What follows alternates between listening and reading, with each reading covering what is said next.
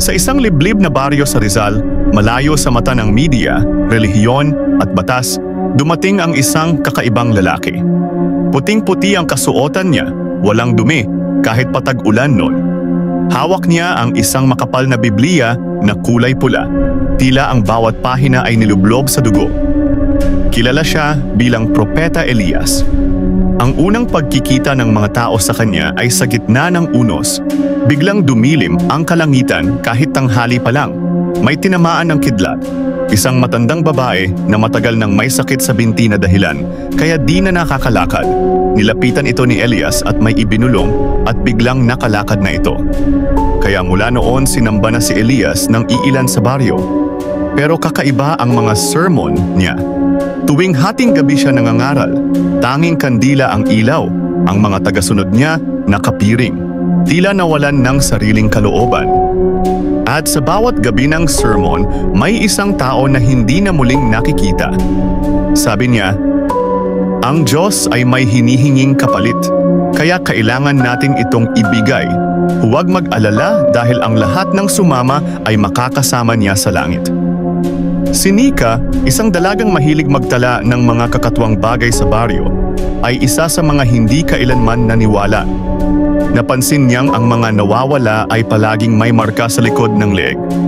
Bago sila mawala, ang hugis nito ay bilog na may isang bituin sa loob nito at may isang matandang umiiyak sa tabi ng simbahan gabi-gabi, paulit-ulit lang sinasabi, Hindi siya.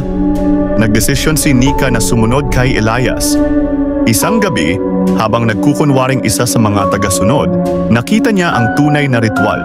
Isang itim na altar sa loob ng kuweba sa ilalim ng simbahan. Naroon ang isang nilalang na hugis tao, ngunit hindi na maituturing na tao, mahaba ang dila, baliktad ang mga paa, at may mukhang hindi makilala, parang binuo ng maraming mukha. Dito niya nakita si Elias, hindi na maamo ang itsura.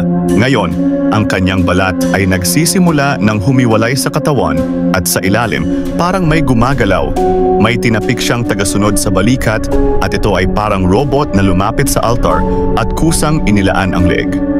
Ang ating mga katawan natin ay hiram lang natin galing sa ating Diyos, kaya huwag tayong matakot mawala dahil isasama niya tayo sa paraiso. Sigaw ni Elias habang binubuksan ang leeg ng tagasunod gamit ang itim na kutsilyo.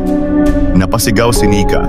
Nahuli siya dahil sa sigaw, ngunit bago siya mahawakan, tumakbo na siya at tumalon sa lawa na malapit sa kuweba at lumangoy at nakaligtas pansamantala. Pagbalik niya kinabukasan kasama ang mga pulis, wala na ang simbahan. Ang lupa kung saan ito nakatayo ay nasunog na ng apoy. Wala na rin ang mga tagasunod, walang bakas ng Elias. Ngunit sa ilalim ng isang puno, natagpuan niya ang pulang Biblia, bukas sa pahina na may nakasulat sa dugo. Kulang pa ang alay, pero kunti na lang ay mabubuhay nako ulit. Nangilabot si Nika sa kanyang nabasa at pati ang mga pulis ay nagtataka sa mga tuyong dugo sa lupa. Lumipas ang taon. Sa kabilang bayan, isang bagong gabay espiritual ang sumikat.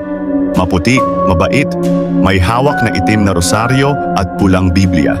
Ang pangalan niya, Propeta Enoch.